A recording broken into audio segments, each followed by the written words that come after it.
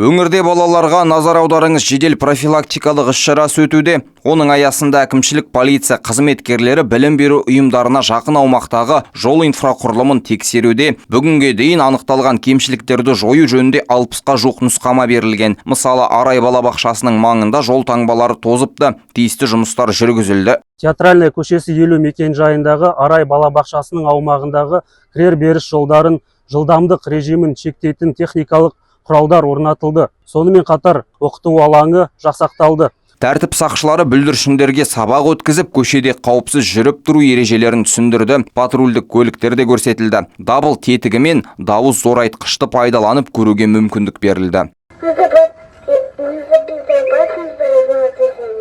Қауіпсіздік жөніндегі түсіндіру жұмыстарын жедел медициналық жәрдем қызметкерлері де жүргізді. Балаларға назар аударыңыз іс-шарасының 2 аптасында ғана полицейлер 140-тан астам түрлі профилактикалық іс-шара ұйымдастырды. Жыл басынан бері облыс жолдарында кәмелетке толмағандардың қатысуымен 60 жол көлік оқиғасы тіркелді. Салдарынан 4 бала қаза тапты. Ұлан Ыдырыс, Аружан Сұлтанова, облыстық полиция департаменті баспасөз қызметінің көмегімен әзірленді.